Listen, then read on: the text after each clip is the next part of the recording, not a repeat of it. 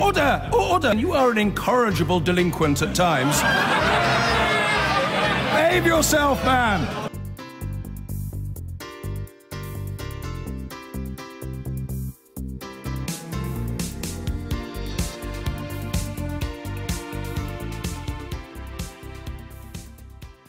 Shadow Chancellor John McDonnell has been speaking at Davos this morning, as I mentioned. His message that anger is building over inequality and that people feel markets have been rigged against them.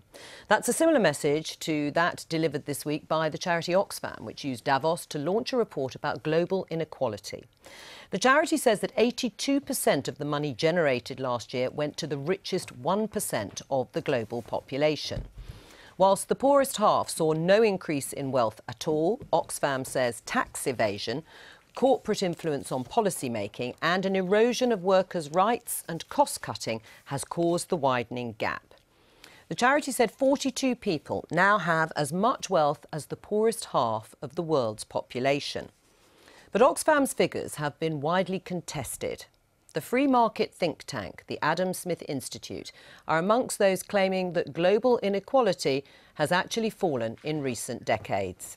Well, we're joined now here in the studio by Katie Chakraborty, the head of advocacy for Oxfam. Welcome to the programme. Do these statistics fairly reflect the situation?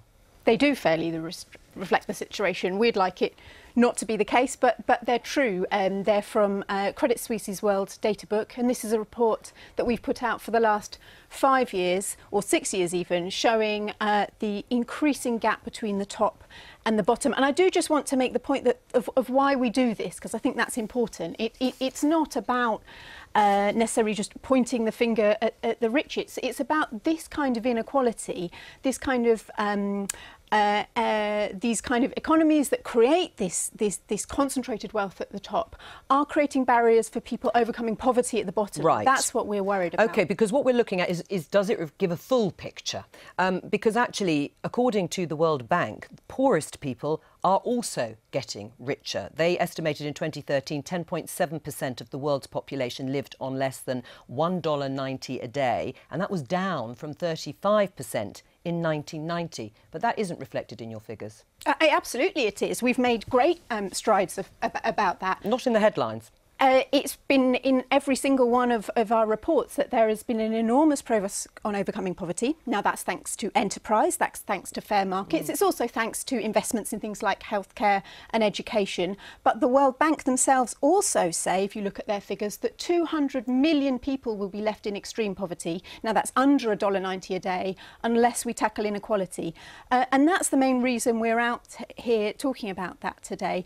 And the kind of jobs that are being created in this economy, they're not ones that are lifting people out of what you and I would call poverty. We've got workers in the US having to wear nappies because they're not given toilet breaks. In our research, we're talking to women in Vietnam who are working around the clock to make trainers and only get to see their children about every 6 months because they have to migrate to find this kind of job. Right. I mean, if you look at countries like China and India, for example, inequality there, particularly in countries like India, is huge. But would you also accept that there are people who have benefited, hundreds of thousands of people who have benefited from the sort of capitalist policies that you are criticising? Of course there are. Of course there are. And we've been out in front of saying that it's a mixture of this embracing enterprise, embracing fair markets, but also being able to invest in the health and education. And actually, there was an interesting study by Professor Amartya Sen that looked at the difference between China and India, because China's done a lot better at overcoming inequality than India,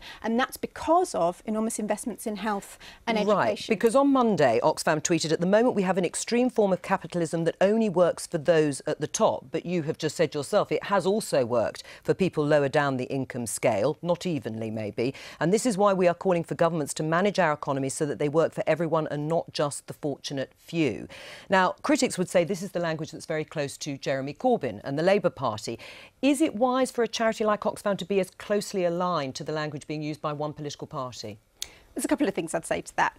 Firstly, I think we're on record saying that was a slightly carelessly worded tweet, and if you read our report, we are talking about extremes, but actually in my book the extremes we're talking about aren't capitalism. I don't think tax havens are an inevitable part of capitalism. I don't think that pay ratios that see that CEOs are now 120 times the average worker is capitalism. So, and the second thing I'd say is we've been saying this for years and consistently, and we're also saying what many other people, that if you want to point to other voices saying this, are saying. The Bank of England, the World Bank, President Obama. Before she went to Davos, Theresa May herself put out an article in The Observer calling time on fat cat bosses.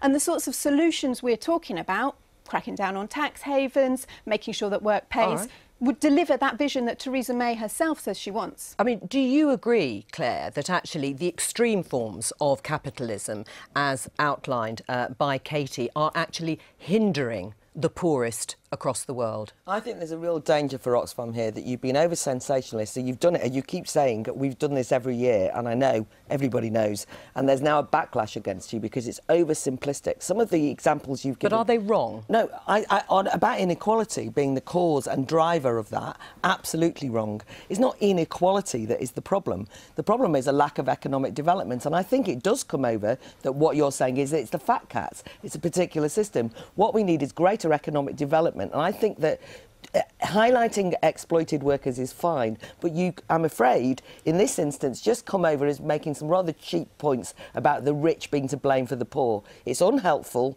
and it's actually backfired on you this time. My advice is I'd look again at how you present your ideas. Katie? I think we need fair economic development, i.e. I think we need the sorts of opportunities that are open to everybody. And it's not about blaming the fat cats, but it is about saying that some of the things that exist today do help the rich at the expense of the poorest, which is why we have to look at inequality. I think decisions that are made in companies, for instance, about, well, let's pay huge dividends to our shareholders before we worry about a living wage, that does help the richest at the expense of the poorest. But do you think you have sensationalised, in the end, you're going to diminish your core message? Listen, $7.6 trillion in tax havens is the state of the world. If you call that sensational, well, that is what's going on at the moment. So I think pointing it out is incumbent on a charity that really wants to see an end to poverty. Katie, thank you very much. I've been